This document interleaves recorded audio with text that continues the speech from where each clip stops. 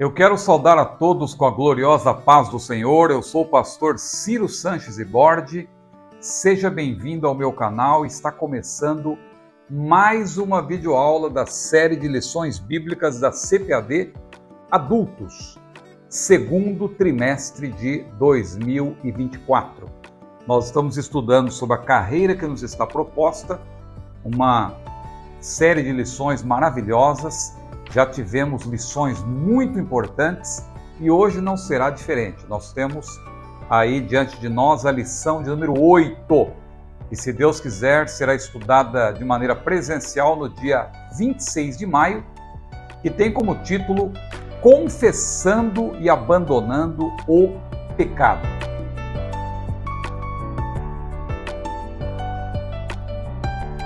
Vamos logo ler o nosso texto áureo e a verdade prática para introduzirmos o assunto, fazermos uma abordagem, como sempre costumamos fazer, do texto bíblico dessa lição, a leitura bíblica em classe, que também nos apresenta duas perícopes. As lições nesse trimestre, quase todas, tem duas perícopes pelo menos, e é importante nós partirmos sempre desses textos bíblicos, porque assim nós vamos entender bem os tópicos e também os pontos desta lição. Confessando e abandonando o pecado tem como texto áureo Provérbios capítulo 28, versículo 13. O que encobre as suas transgressões nunca prosperará, mas o que as confessa e deixa alcançará misericórdia. E a nossa verdade prática da lição de hoje diz o seguinte: para desfrutar um caminho de restauração e reconciliação com Deus, precisamos confessar o pecado e abandoná-lo de uma vez por todas. Aí está mais uma lição desta série maravilhosa e que se baseia em duas perícopes. Salmos 51, versículos 1 a 12, uma parte desse salmo tão bonito, salmo de número 51, quando Davi se coloca diante de Deus em arrependimento sincero. É um salmo maravilhoso. Nós vamos, claro, tomar apenas uma parte dele, que são os 12 primeiros versículos, e também vamos fazer aqui uma abordagem sobre outro texto, também muito emblemático no Novo Testamento, sobre a confissão, que é 1 João, capítulo 1, versículos 8 a 10. Então, seja bem-vindo ao meu canal mais uma vez. Se você já é inscrito, eu lhe peço que, se desejar, você pode ser membro do meu canal, porque, sendo membro, você tem acesso a este estudo que nós estamos aqui apresentando. O nosso roteiro não é simplesmente um roteiro com tópicos e subtópicos, mas é um estudo. Por exemplo, você que entrar no meu canal e for membro, você veja lá na aba Comunidade, você tem aqui a pasta de membros. Ou se não, você pode clicar no botão Benefícios, que você já tem acesso a esta mesma pasta.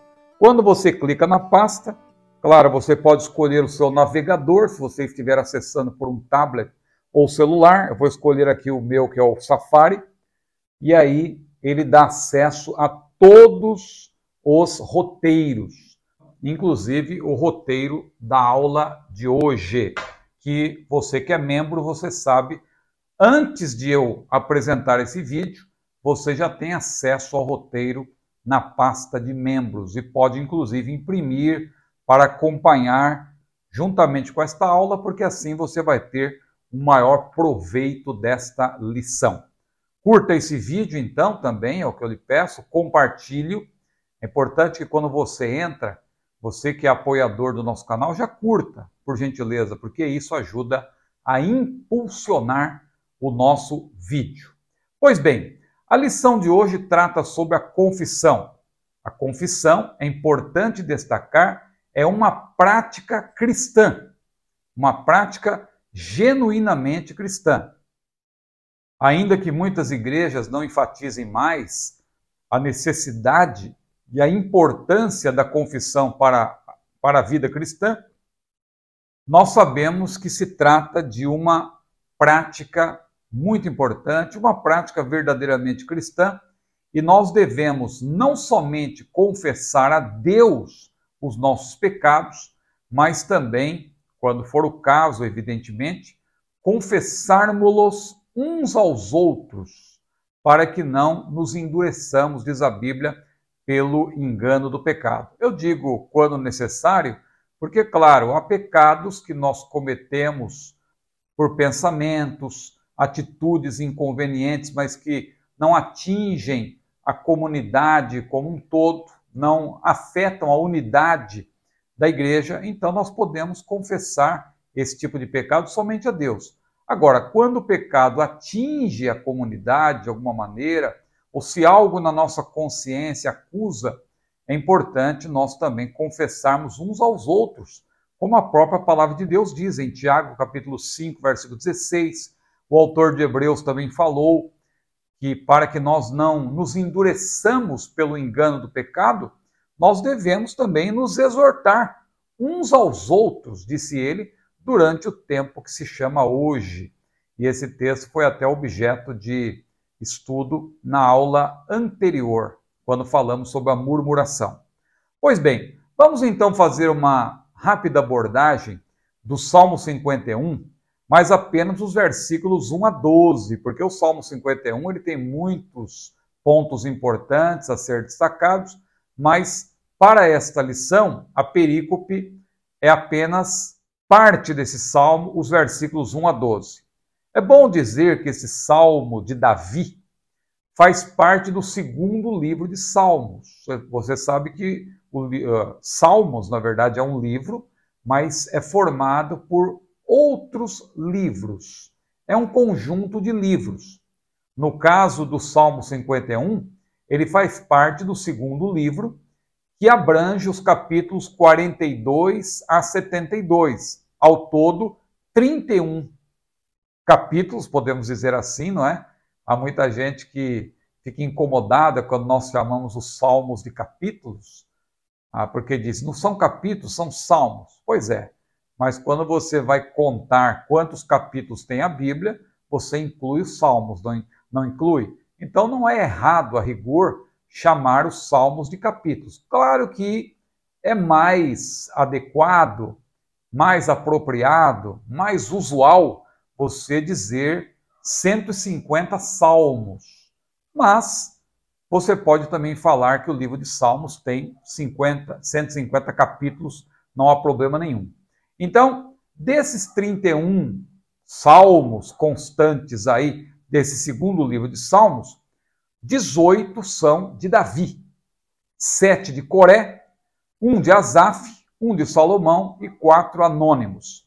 Davi compôs o salmo em apreço, o Salmo 51, quando Deus usou, você deve se lembrar bem desse episódio, quando Deus usou o profeta Natã para repreendê-lo e despertar a sua consciência, porque Davi tinha pecado, aquele pecado terrível de adultério com Batseba. Inclusive Davi, além de adulterar com Batseba, tramou, urdiu um plano para que o marido de Batseba, Urias, que era um homem muito fiel, fosse morto. Veja que pecado terrível que Davi cometeu, e a Bíblia é um livro tão maravilhoso que nós não vemos Deus passando pano, não é, para o erro. A despeito de Davi ser um homem segundo o coração de Deus, esta falha não é oculta. Teve até um irmão que me criticou outro dia aqui, é importante até fazer essa menção, quando eu falei lá sobre os 3 inimigos do cristão, e eu usei o exemplo de Davi, que Davi venceu o leão, venceu o urso, venceu Golias, e o irmão ali reclamou, dizendo que eu não falei do pecado de Davi. Veja, não era uma lição sobre isso. Ali nós estávamos falando sobre outra questão, os inimigos do cristão, e eu tão somente citei os 3 inimigos que Davi venceu, mencionados em 1 Samuel 17, a título de ilustração. Mas olha como a vida nos surpreende, não é? Esta lição aqui já tem um ponto, porque o irmão, inclusive, disse que tanto eu quanto o autor do comentário das lições, o pastor Osiel, tinha assim como que passado um pano, né, para os erros de Davi e tal. Não, meu irmão, a gente tem que entender o contexto e o que nós estamos tratando em determinado momento. Quem somos nós para querer esconder os erros de Davi, se nem o próprio Deus, na sua palavra, fez questão de esconder? Então, é importante observar que aqui nós temos o pecado de Davi exposto e, além disso, o arrependimento de Davi e a sua confissão como exemplo nesse salmo, o salmo de número 51. Veja que esse salmo é tão importante que o seu versículo 4 é citado por Paulo, lá em Romanos, capítulo 3, versículo 4, quando ele disse: de maneira nenhuma, sempre seja Deus verdadeiro e todo homem mentiroso, como está escrito. Ali ele faz uma referência ao Salmo 51. Claro, a Bíblia naquela época não estava dividida em capítulos e versículos, mas hoje nós sabemos que Paulo se referia ao versículo 4, a parte que diz: para que sejas justificados em tuas palavras e venças quando fores julgado. Pois bem, nesse Salmo 51, eu vou dividir esses 12 versículos em dois blocos. E nos versículos 3 a 5, nós vemos Davi reconhecendo o seu pecado. Ele diz que conhece as suas transgressões e que seu pecado está sempre diante de si. E veja que palavra forte que ele diz ao dirigir-se a Deus: contra ti somente pequei e fiz o que é mal à tua vista, para que sejas justificado quando falares e puro quando julgares. É justamente essa parte que Paulo citou. Em seguida, Davi faz uma afirmação pela qual confirma que todos nós somos pecadores por natureza. Eis que em iniquidade fui formado e em pecado me concebeu a minha mãe. Veja que texto importante este, porque mostra que todos nós somos pecadores por natureza. Não somos pecadores porque nascemos pecadores. Não, antes de nascer, o germe do pecado já está em nós na própria concepção. Veja, em iniquidade fui formado e em pecado me concebeu a minha mãe. De maneira que o ser humano não é pecador porque peca, ele peca porque é pecador. É como o exemplo da macieira que eu gosto de usar. Não é o fato de a macieira nos dar a maçã que ela se torna uma macieira. Não, ela já é uma macieira e por isso ela nos dá a maçã. Todos pecaram e destituídos estão da glória de Deus, diz a Bíblia, por um homem entrou o pecado no mundo e pelo pecado a morte. Então veja que Davi reconhece tanto o seu pecado atual, no caso dele, né? Na oração ele reconheceu o pecado que ele tinha cometido naquele momento em que ele vivia, como também reconhece que ele já era um pecador por natureza. Ele reconhece o pecado original. Veja aí um versículo em relação à queda. A queda com Q maiúsculo, o pecado que nós praticamos em Adão, né? Por meio de Adão, o nosso representante ali, quando ele pecou, toda a humanidade caiu juntamente com Adão.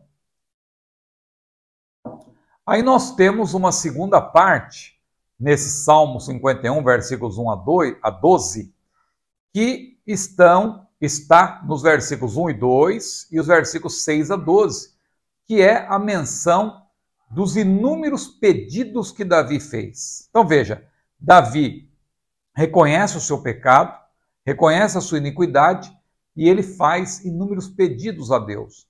Não há tempo de nós explicarmos cada um desses pedidos, mas você que tiver tempo para expô-los, você que é professor diante da classe, é interessante, mas é um estudo aí para muito tempo, não dá para simplesmente passar por cima, como nós vamos fazer agora. Se você quiser fazer o estudo realmente, talvez durante várias semanas, na sua igreja, se você for pastor e quiser fazer uma abordagem desse Salmo 51, você tem aí vários assuntos. Então veja, quais foram os pedidos que Davi fez a Deus? Primeiro, ele apela ao Deus de misericórdia com as seguintes palavras, e aí já tem o primeiro pedido.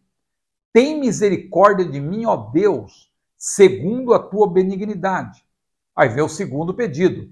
Apaga as minhas transgressões, segundo a multidão das tuas misericórdias. O terceiro, lava-me completamente da minha iniquidade. E o quarto, e purifica-me do meu pecado. Após esses 4 primeiros pedidos, Davi reconhece a sua iniquidade, portanto, que eu já mencionei anteriormente, nos versículos 3 a 5. E no versículo 6, ele começa dizendo o seguinte a Deus: eis que amas a verdade do íntimo e no oculto me fazes conhecer a sabedoria. E aí ele continua a sua série de pedidos. Vem o 5º pedido: purifica-me com hisopo. O hisopo era uma planta aquática aromática usada para rituais de purificação. A gente vê isso em Êxodo capítulo 12, especialmente no versículo 22, e outros textos do Antigo Testamento. Hisopo. Então veja, purifica-me com hisopo e ficarei puro. É o 5º pedido. O 6º pedido, lava-me e ficarei mais branco do que a neve. Olha aí, ó. Ficarei mais branco do que a neve. Houve alguém aí recentemente, né, que andou falando que a gente não pode dizer isso porque é um tipo de abordagem contrária àqueles que não têm a pele clara e tal. Veja que tipo de abordagem completamente fora, né, do que a Bíblia nos ensina. A pessoa ali, inclusive, disse que não poderíamos nem cantar o hino, alvo mais que a neve, alvo mais que a neve. Veja que a própria Bíblia diz, o salmista orando para Deus torná-lo mais branco do que a neve, porque branco na Bíblia é o sentido, não é?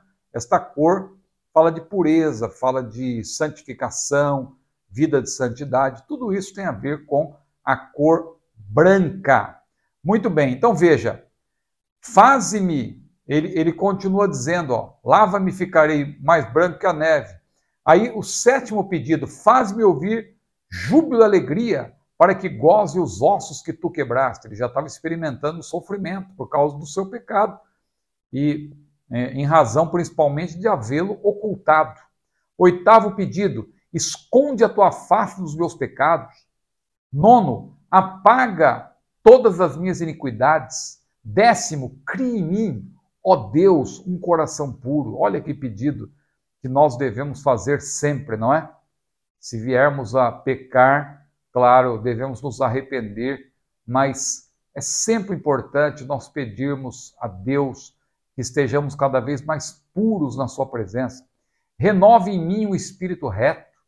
12º pedido, não me lances fora da tua presença. 13º, não retires de mim o teu Espírito Santo. Olha o receio que Davi tinha. Torna a dar-me a alegria da tua salvação, é o 14º. E o 15º pedido, sustém-me com o espírito voluntário. Então você vê, só nesses 12 versículos, 15 pedidos de Davi, além, é claro, do reconhecimento do seu pecado. Então veja que salmo maravilhoso. E a segunda perícope, que é 1 João, capítulo 1, versículos 8 a 10, nós vemos nela aí o emprego de uma repetição, né, da conjunção subordinativa condicional, em língua portuguesa, se. Essa conjunção se que indica condicionalidade. Se dissermos que não temos pecado, enganamos a nós mesmos, mas se confessarmos os nossos pecados, Ele é fiel e justo para nos perdoar os pecados e nos purificar de toda injustiça. Veja, por 3 vezes você vai encontrar aí essa conjunção subordinativa condicional, se, que aparece também no grego. Então veja, João nos ensina que seremos falsos, mentirosos, e também chamaremos o Deus da palavra de mentiroso se dissermos que não temos pecado. Isso é claro, porque ninguém pode dizer que não tem pecado. Quem diz isso, além de ser mentiroso, está querendo dizer que Deus é mentiroso. Veja, Provérbios capítulo 20, versículo 9, diz o quê? Quem poderá dizer, purifiquei o meu coração, limpo estou do meu pecado? Ninguém. João também diz que Deus é fiel e justo. Nós vamos retomar isso no último tópico desta lição, mas veja, ele diz que Deus é fiel e justo para nos perdoar os pecados e nos purificar de cada injustiça praticada se nós os confessarmos. Se nós confessarmos os nossos pecados. Então você vê aí a conjunção condicional. Deus é fiel porque cumpre o que prometeu quanto a perdoar os pecados dos arrependidos. No Antigo Testamento você vê em Isaías: vinde então, argui-me, ainda que os vossos pecados sejam vermelhos como a escarlata, eles se tornarão brancos como a lã. Ainda que seja como o carmesim, eles se tornarão como a neve. Isaías capítulo 1, versículo 18. Em Jeremias 31 e 34 você também vê isso. Então veja, quanto à justiça de Deus para nos perdoar, a resposta está também em Romanos 3. É importante você estudar esse capítulo, especialmente os versículos 20 a 23, cujo versículo culminante ali, não é? O 23, diz que todos pecaram e destituídos estão da glória de Deus. O Senhor é, ao mesmo tempo, portanto, justo e justificador de quem tem fé em Jesus. Como diz Atos capítulo 3, versículo 26. Jesus é a propiciação, diz a Bíblia, pelos nossos pecados, e não somente pelos nossos, mas pelos de todo mundo, como diz 1 João capítulo 2, versículos 1 e 2. Pois bem, o primeiro tópico, então, é uma abordagem geral sobre o pecado, a confissão de pecado. Então veja, a confissão de pecado. No primeiro ponto, você tem uma definição da confissão do ponto de vista bíblico. Na Bíblia, é bom que se diga, há duas acepções para a confissão. Nós estamos abordando apenas uma delas, que é a confissão no sentido de pedir perdão a Deus, reconhecer o seu pecado, como o salmista faz no Salmo 51 e como João aborda também em 1 João capítulo 1, versículos 8 a 10. Mas é importante dizer que na Bíblia nós temos duas acepções para a confissão, isto é, o ato de confessar, do verbo yadam, no hebraico, que é lançar, mas também confessar, ou o verbo grego homologel, ou homologel, né? Homologel, porque o som aí é aspirado no grego, né? Homologel. Homologel significa dizer o mesmo, concordar. Então, com base aí no sentido desses dois verbos, os autores sagrados falaram de dois tipos ou duas modalidades de confissão. A primeira modalidade é o ato de declarar a Deus os pecados cometidos buscando o seu perdão. É o sentido que nós estamos abordando nessa lição. Todo o sistema de sacrifício do Antigo Testamento estava ligado à confissão de pecados. Esta era a condição para recebimento do perdão divino. Você vê isso no livro de Levíticos, no livro de Números. Quem tem o roteiro, veja aí os textos que eu citei. Porque aqui na tela eu estou apresentando uma parte do roteiro, mas quem é membro do canal tem acesso ao roteiro por completo. E você vai ver um desdobramento aí de cada um dos pontos desta lição. No dia da expiação, ou seja, Yom Kippur, o sumo sacerdote, uma vez no ano, ele entrava lá na última divisão do tabernáculo, o Santo dos Santos, ou lugar santíssimo. Ele entrava com sangue, ele aspergia o sangue sobre a tampa da arca, que era chamada de propiciatório, e a nuvem da glória de Deus descia para que Deus, então, perdoasse os pecados. Mas veja que ali tinha que haver também confissão. Tanto o sumo sacerdote fazia confissão dos seus próprios pecados, porque ele era um pecador, e ele também confessava os pecados do povo perante Deus, e havia então ali o perdão do Senhor. A confissão podia ser, no Antigo Testamento, individual ou coletiva. Nós vemos isso em Neemias, vemos no livro de Daniel, e há perdão e bem-aventurança para quem confessa os seus pecados. Nós vemos isso também no Novo Testamento, especialmente em 1 João, capítulo 1, versículo 9. Se confessarmos os nossos pecados, Ele é fiel e justo para nos perdoar os pecados e nos purificar de toda injustiça. Então, a modalidade de pedir perdão a Deus, declarar a Deus os pecados cometidos, buscando o seu perdão, é a que nós estamos tratando nessa lição. Mas existe uma segunda modalidade, que é o caso da declaração aberta e pública, pela qual alguém se identifica com o Senhor, sua obra ou seu povo. Isso pode acontecer antes da conversão ou depois. Antes da conversão, temos aquele texto emblemático de Romanos capítulo 10. Se com a tua boca confessares o Senhor Jesus, ou confessares que Jesus é Senhor, em teu coração creres que Deus ressuscitou dos mortos, será salvo. Visto que com a boca se faz confissão, diz a Bíblia, para a salvação, e com o coração se crê. Então você observa aí que é uma confissão, não somente no sentido de pedir perdão, mas é uma confissão de que Jesus é o Senhor. O salvo também confessa o Senhor, confessa Jesus como Senhor. Jesus mesmo disse lá em Mateus capítulo 10, versículo 32, aquele que me confessar diante dos homens, eu confessarei diante de meu Pai que está nos céus. Esse tipo de confissão, claro, equivale a pregar o Evangelho, a enaltecer o nome do Senhor em público. E a Bíblia diz em Filipenses capítulo 2, que um dia toda língua confessará que Jesus Cristo é o Senhor para a glória de Deus Pai. O ponto 2, a confissão bíblica de pecado. Claro, é um reforço do primeiro ponto, que é uma definição, você já entra, claro, na definição bíblica. Mas aqui no ponto 2, veja como o assunto ele é progressivo. No ponto 2 você tem mais uma ênfase para ampliar e repisar o assunto que já está sendo abordado. Em ambos os testamentos, a confissão implica, em muitos casos, reconhecer o pecado, como já vimos, em arrependimento, declarando-o ao Senhor e, quando necessário, diante da congregação. Jesus fala sobre isso lá no Sermão do Monte, em Mateus capítulo 5, versículos 21 e 22, sobre a necessidade de você pedir perdão ao seu irmão. E Paulo também, no texto que nós conhecemos sobre a ceia do Senhor, ele disse o quê? Examine-se, pois, o homem a si mesmo, e assim coma deste pão e beba deste cálice. Porque aquele que come e bebe indignamente, come e bebe para a sua própria condenação, não discernindo o corpo do Senhor.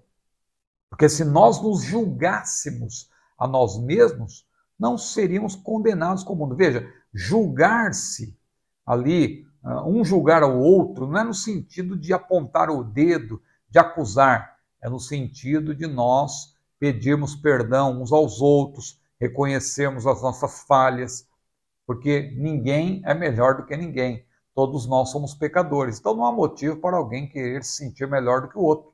Não devemos também nos vangloriar quando virmos alguém pedindo perdão publicamente de um erro que cometeu. Todos nós somos falhos. Então, nesse ponto 2, nós percebemos essa definição de pedir perdão, inclusive havendo a necessidade uns aos outros, né? Nós vemos essa definição em muitas passagens do Antigo Testamento. É só você ler 1 Reis, capítulo 8, 1 Crônicas, capítulo 16, Neemias, capítulo 1, o Salmo 32, Daniel 9, tudo isso no Antigo Testamento. No Novo, da mesma forma, nós temos a ênfase principalmente em 1 João. É o texto mais claro, 1 João, capítulo 1, versículo 9. Então, observe que no Novo Testamento, quem mais emprega o verbo homologel, que é confessar, é o próprio apóstolo João, que o emprega não somente em 1 João, capítulo 1, versículo 9, mas no capítulo 2, versículo 23, no capítulo 4, versículos 2 a 3, também no versículo 15, em 2 João, versículo 17. Agora, é no primeiro versículo citado, 1 João 1 e 9, que João emprega o verbo citado com o sentido de declarar o pecado diante do Senhor. Nos evangelhos, especialmente, esse verbo também aparece muitas vezes e também precedido da preposição ek ou ex, a preposição ek que fala de um movimento de dentro para fora ou para fora. É o sentido dessa preposição. ek. Então, o verbo é homologel, mas precedido da preposição ek ou ex, nós temos exomologel, que é uma ênfase aí para o sentido do verbo confessar. Confessar. Então veja como é importante, você vê isso em Mateus capítulo 3, versículo 6, Mateus 11, versículo 25, você percebe também esse verbo, Marcos capítulo 1, versículo 5. Então são vários textos dos evangelhos em que o verbo homologel aparece e também, em alguns casos, precedido da preposição ex, ou seja, exomologel. O ponto 3, o símbolo da confissão de pecado. O termo símbolo, talvez esse ponto não tenha ficado muito claro, né, para você que está lendo a lição, porque tem o título, o símbolo da confissão do pecado, mas quando você lê o texto, você não encontra propriamente assim, de maneira clara, esse símbolo. Mas nós podemos aqui arriscar uma definição, até porque o termo símbolo, do grego símbolon, diz respeito a um sinal, uma marca distintiva, uma insígnia, aquilo que, por um princípio de analogia formal ou de outra natureza, substitui ou sugere algo. Também é uma representação convencional. Então isso é símbolo. Na confissão de pecado, diz aqui o texto da lição, reconhecemos diante de Deus tanto que somos pecadores por natureza, isso tem a ver com o pecado original, todos são pecadores, como também os pecados atuais, isto é, os pecados que nós cometemos hoje. É nesse sentido que Provérbios, o autor de Provérbios menciona, né, do Provérbios capítulo 28, versículo 13, aquele que encobre as suas transgressões nunca prosperará, mas aquele que as confessa e deixa alcançará misericórdia. Paulo também trata disso em Romanos capítulo 3, versículos 10 e 12. Nos tempos do Antigo Testamento, veja que interessante, o ato de rasgar as roupas em público simbolizava reconhecimento de culpa pelo pecado. Você vê isso em Jeremias 36, versículo 24, 1 Reis capítulo 21, versículo 27, 2 Reis capítulo 22, versículo 11, e também em Esdras, capítulo 9, versículo 3, entre outras passagens. Então, rasgar as roupas simbolizava indignação, simbolizava luto, mas simbolizava também arrependimento de pecado. Então, ao confessar os seus pecados, era comum rasgar-se as roupas. Mas olha que interessante, lá em Joel, capítulo 2, versículo 13, o que Deus disse para o povo, sobretudo os sacerdotes que estavam em pecado? Rasgai o vosso coração, e não as vossas vestes, e convertei-vos ao Senhor vosso Deus, porque Ele é misericordioso e compassivo e tardio em irar-se, e grande em benignidade, e arrepende-se do mal.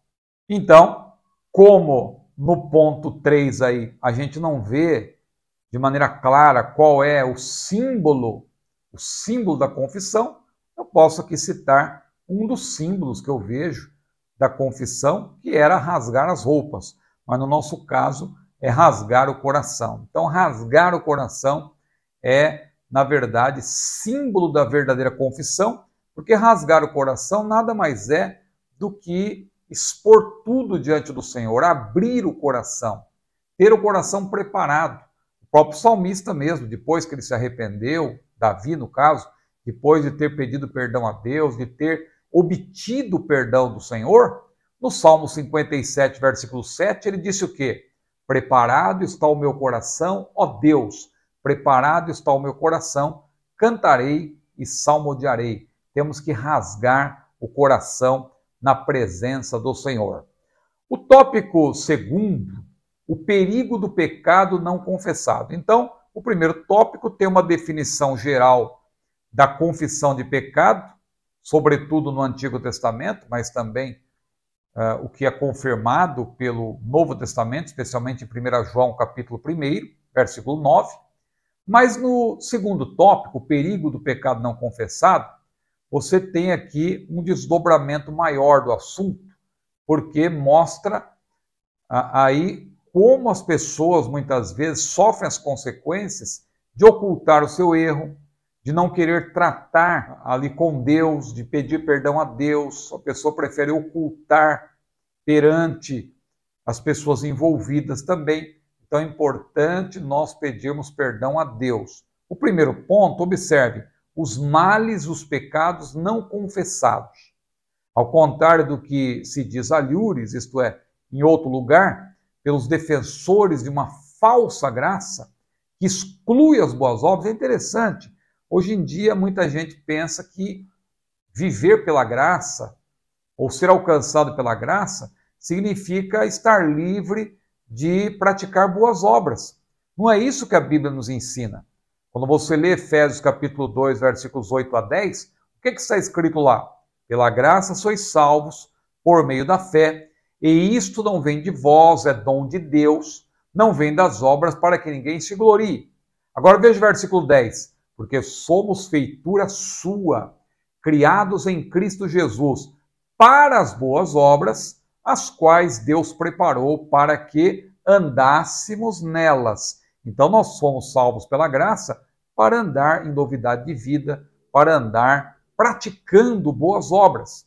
Então veja, os defensores dessa falsa graça dizem que não é necessária nenhuma boa obra, e aí eles desprezam a própria confissão de pecados. Mas a confissão de pecados é uma doutrina bíblica neotestamentária. Estou usando aqui de redundância. Se é bíblica, é claro que ela é neotestamentária. Mas muita gente, às vezes, pensa que uma doutrina só está no Antigo Testamento, é o tempo da lei, e hoje não precisa confessar. Precisamos sim. Note como um dos versículos judaicos mais emblemáticos sobre a confissão, que é Provérbios 28, versículo 13, que é um versículo recorrente aqui nessa lição, você já percebeu? Ele se coaduna perfeitamente com a passagem mais clara sobre o assunto no Novo Testamento. Qual é a passagem mais clara do Novo Testamento sobre a confissão? 1 João, capítulo 1, versículos 8 a 10. Combinando esses dois textos, Provérbios 28 e 13, e 1 João, capítulo 1, versículos 8 a 10, concluímos o seguinte: se encobrirmos os nossos pecados, como fizeram Adão e Eva, bem como Davi, isso fica claro em Gênesis capítulo 3, versículo 8, quando Adão e Eva pensaram que podiam encobrir o pecado diante de Deus, ou encobrir o pecado do Senhor, esconder do Senhor. No caso de Davi também, segundo Samuel, capítulos 11 a 12, mostram-nos que ele tentou também esconder de Deus o seu pecado, mas é impossível. Quando fazemos isso, somos mentirosos, diz a palavra de Deus, e jamais prosperaremos. Então, em resumo, se encobrirmos os nossos pecados como fizeram Adão e Eva e também Davi, apenas para citar alguns exemplos, somos mentirosos e jamais prosperaremos.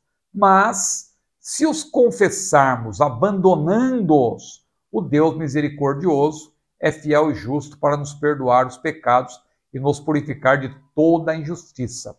No ponto 2, seguindo aqui com a nossa abordagem, nós temos as consequências do pecado de Adão e Eva. Estas consequências para esse primeiro casal e para toda a humanidade estão registrados especialmente em Gênesis capítulo 3, versículos 14 a 24 e também Romanos 5, 12 a 14. Aí no roteiro que eu fiz para os membros, tem uma explicação de Gênesis 3, 14 a 24 e também Romanos 5, 12 a 14. Veja então que no caso de Gênesis 3, 14 a 24, Deus primeiro se dirige a Satanás, personificado numa serpente, e não somente o amaldiçoa, como também apresenta o chamado proto-evangelho. Interessante que naquela sentença que Deus apresentou contra Satanás, está embutida a primeira pregação do evangelho. O que Jesus disse para Satanás, personificado naquela serpente? E porém inimizade entre ti e a mulher, entre a tua semente e a sua semente. Esta, isto é, a semente da mulher, o descendente da mulher, Cristo, te ferirá a cabeça e tu lhe ferirás o calcanhar. Ou seja, Jesus viria ao mundo como descendente da mulher para ferir Satanás. Claro que ele teria também o seu calcanhar ferido. Ele viria para sofrer, mas ele triunfaria na cruz, expondo principados e potestades, como diz a Bíblia lá em Colossenses capítulo 2, versículos 14 e 15, porque foi na cruz que Jesus venceu a Satanás. Então, começa aqui Gênesis 3, 14 e 24, essa palavra de Deus dirigida a Satanás, personificado naquela serpente. Depois, Deus fala com a mulher, não é? Deus dirige-se à mulher dizendo-lhe, multiplicarei grandemente a tua dor e a tua conceição, com dor darás à luz filhos, e o teu desejo será para o teu marido, e ele te dominará, versículo 16. E finalmente, Deus amaldiçoa a terra por causa do pecado do primeiro casal e profere julgamentos específicos para Adão. Mas veja como Deus foi misericordioso, porque antes de expulsá-los do jardim, antes de expulsar o primeiro casal do Éden, a Bíblia diz que Deus os vestiu com uma túnica de peles. Paulo explica posteriormente em Romanos, o texto que vamos citar agora, especialmente, mas nos capítulos 5 e 6, mas nos versículos 12 a 14 do capítulo 5, ele explica que a queda não trouxe males apenas para o primeiro casal, já que Adão ali era o nosso representante, o representante de toda a humanidade. Por um homem entrou o pecado no mundo, diz Romanos 5, 12, e pelo pecado a morte. Ele, Adão, era o nosso representante. Por isso, naquele momento, quando Adão e Eva pecaram, Deus nivelou toda a humanidade. Romanos 11, 32 diz que Deus encerrou a todos debaixo da desobediência para com todos usar de misericórdia. Todos nós estamos mortos em delitos e pecados, mas pela graça nós nos tornamos vivos, nós já ressuscitamos com Cristo, diz a Bíblia. O ser humano está morto em pecados, mas quando nós cremos em Jesus, nós morremos para o pecado. Uma coisa é estar morto no pecado, outra coisa é morrer para o pecado. Ou seja, como disse Paulo, o pecado não terá domínio sobre vós. Isso, modéstia à parte, no meu roteiro, você que é membro recebeu, está muito bem explicado. Vamos para o ponto 3, as consequências do pecado de Davi. Embora Davi fosse um homem segundo o coração de Deus, Atos capítulo 13, versículo 22, Paulo reforça isso, não é? Davi fez uma péssima escolha ao ocultar seus terríveis pecados, como vemos lá em 2 Samuel, capítulos 11 e 12.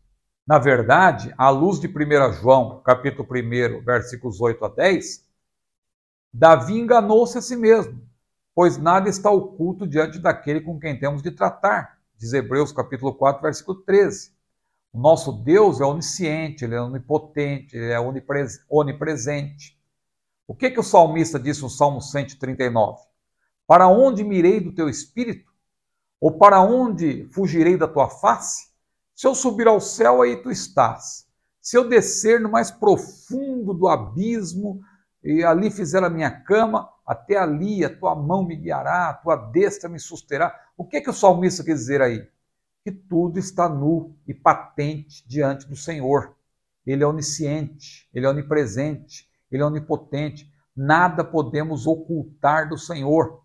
Por isso que o salmista também no Salmo 32, porque não foi apenas no Salmo 51, que ele confessa o seu pecado, ele lamenta-se diante de Deus. Você vê no Salmo 32 também, ele falando quais foram as consequências de ele ter demorado na sua confissão de pecado. Ou seja, ele tentou ocultar do próprio Deus o seu pecado. Então ele disse o que no Salmo 32, versículos 3 e 4? Quando eu guardei silêncio, envelheceram os meus ossos pelo meu bramido em todo dia. Lembra que ele diz no Salmo 51, dos seus ossos também, seus ossos foram quebrados? Já estava fazendo menção, era uma maneira de referir-se ao seu sofrimento. Ele já estava experimentando as consequências do seu pecado não confessado diante de Deus.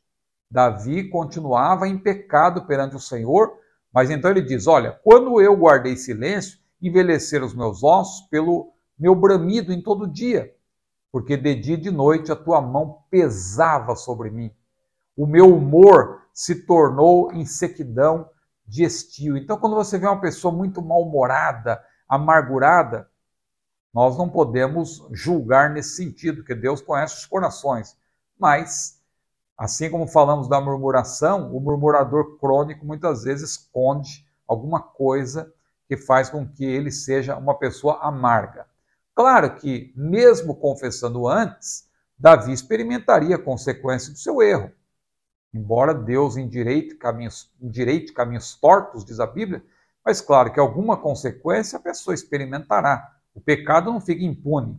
Agora, quando nós pedimos perdão a Deus, é evidente que ele deixa de pesar a mão, deixa de nos castigar, porque ele castiga quem ama, mas ele castiga para que a pessoa se arrependa, para que a pessoa tome uma posição diante do Senhor. E aí tem vários versículos que eu cito no meu roteiro. Mas vamos para o terceiro tópico, confissão de pecado, um caminho de cura e restauração. Então veja como a lição ela é preparada de tal modo a você absorver todo o estudo, todo o ensino sobre essa doutrina importante da confissão de pecados. Primeiro tópico, uma definição geral. Segundo tópico, o lado negativo, ou seja, aquele que diz respeito à não confissão de pecados. O que acontece quando a pessoa não confessa o seu pecado? Agora, o tópico 3, que tem apenas 2 pontos, mas muito importantes, fala da cura, fala da restauração. Olha o primeiro ponto desse terceiro e último tópico, confessando o pecado a Deus. E aí você tem a repetição de um texto que, eu repito, ele é recorrente em toda essa lição, 1 João, capítulo 1, versículo 9. Temos o principal ensino do Novo Testamento quanto à necessidade de confessarmos nossos pecados nesse versículo. O verbo confessar aqui, repito, homologel, é formado por homos, que é um e o mesmo, não é? Você vê a palavra na língua portuguesa, aparece muitas vezes, né? Homo, tem a ver com esse sentido de um e o mesmo. Então, homos, aí no caso, e lego, que é o verbo dizer. Então, homologel quer dizer confessar. Tem o sentido de dizer a mesma coisa sobre o outro, admitindo a verdade de uma acusação, também conforme o hebraico, Salmo 51. No presente versículo joanino, emprega-se uma frase no plural. Preste atenção aos detalhes. Se confessarmos os nossos pecados. Não é se confessarmos o nosso pecado aqui. É se confessarmos os nossos pecados. No grego é ean homologomen tas hamartias remon. Então veja, ean homologomen tas hamartias remon. Está no plural a frase. Se confessarmos os nossos pecados. Mas veja que no versículo anterior, que é o versículo 8, o termo pecado, que é hamartia no grego, aparece no singular. O que isso quer nos ensinar? Vincent até explica que o plural indica que a confissão tem de ser específica e também genérica. Mas nós vemos também que o apóstolo João referia-se tanto ao pecado original, o pecado, como também aos pecados atuais, os pecados que nós podemos cometer hoje. Claro que o ideal é que não pequemos, mas o próprio João disse, filhinhos, não pequeis, mas se algum de vós pecar, temos um advogado para com o Pai, Jesus Cristo, o justo. Muito bem, então, esse ponto é muito importante e se você tiver tempo, você que é professor, aborde também o que eu coloquei no meu roteiro, sobre o fato de Deus ser fiel e justo. Se confessarmos os nossos pecados, Ele é fiel e justo para nos perdoar os pecados e nos purificar de toda injustiça. Então, Deus é fiel. A confissão deve ser dirigida a Deus por intermédio de Jesus, nosso mediador. Há um só Deus e um só mediador entre Deus e os homens, e este mediador é Jesus Cristo, homem, diz Paulo. Então, Deus é fiel. Fiel aí no grego é pistos. Ou seja, ele é fiel para nos perdoar os nossos pecados, ou seja, Deus Como não pode negar-se a si mesmo, porque ele é fiel, ele cumpre as suas promessas e seus propósitos. Seu perdão implica a remoção e cancelamento dos pecados, como se perdoa uma dívida, mas também denota purificação. Se andarmos na luz, como ele, Deus, na luz está, diz João, temos comunhão uns com os outros, e o sangue de Jesus Cristo, seu Filho, nos purifica de todo pecado. 1 João, capítulo 1, versículo 7. Então veja, aí então tem a ver com o caráter pessoal de Deus, a sua fidelidade e a sua justiça, não é? Deus é justo, esse adjetivo aí no grego é dikaios, dikaios. Assim como o adjetivo anterior aplica-se não somente a Deus Pai, mas também a Deus Filho, a Jesus Cristo. Você vê isso em Apocalipse 16, versículo 5, João 17, versículo 25, 1 João capítulo 2, versículo 1, e assim por diante. Esse adjetivo sendo aplicado não somente a Deus Pai, mas também a Deus Filho. Os adjetivos fiel e justo, e claro, também se aplica ao Deus Espírito Santo, porque Deus é um. Não são três deuses, mas três pessoas que formam um único Deus. Não é triteísmo. Eu sempre tenho repetido isso. Não é triteísmo, é tripessoalidade, é triunidade. Deus é uno, Deus é triuno. Os adjetivos fiel e justo em 1 João 1 e 9 estão unidos em uma verdadeira concepção do caráter de Deus. O Senhor, que é justo, absoluto, tem de ser fiel à sua própria natureza e à sua justiça quando trata com os homens que participam dessa natureza e caminham em comunhão com Ele, sendo simplesmente fiel a Ele mesmo. É o que diz também Vincent. Finalmente, então, vamos para o ponto 2, alcançando cura e restauração. Um emblemático versículo de Provérbios 28 e 13, que é o texto áureo dessa lição, mostra que a confissão só é eficaz, propiciando cura e restauração, quando há abandono do pecado. O que confessa e deixa alcançará misericórdia, mas o que encobre as suas transgressões nunca, jamais prosperará. É preciso confessar, no hebraico Yadam, como eu falei, o termo que também denota atirar uma flecha, como atirar uma flecha utilizando um arco. É esse o sentido no hebraico, porque confessar ali também significa lançar para longe o seu pecado, abandoná-lo, rejeitá-lo. É esse o sentido. Então, observe que o autor de Provérbios 28 usa até de uma certa redundância, porque o próprio verbo confessar já traz a ideia de lançar para longe, de abandonar. Mas ele enfatiza aquele que confessa, Yadam, e deixa, azab, no grego, que também é, no hebraico, perdão, que é abandonar, é rejeitar. Essa combinação verbal nos ensina que a verdadeira confissão é acompanhada de uma postura de humildade, arrependimento e afastamento total do pecado. Quem age assim é bem-aventurado, diz o versículo seguinte de Provérbios 28. Provérbios 28 e 13 é o versículo que estamos citando, mas o 14 diz que é bem-aventurado aquele que abandona o pecado, mas o que endurece seu coração cairá no mal. Muito bem, então estamos assim concluindo mais uma lição e eu quero convidar você para que leiamos junto aqui a conclusão dessa lição de número 8. Em nossa caminhada cristã, estamos sujeitos ao pecado. Encobri-lo e viver uma vida espiritual de aparência não é uma opção bíblica para o caminho da cura e da restauração. Logo, uma jornada de perdão só é possível com a confissão do pecado praticado e a resolução de abandoná-lo de uma vez por todas. Quem procede assim desfrutará das infindáveis misericórdias divinas. Amém?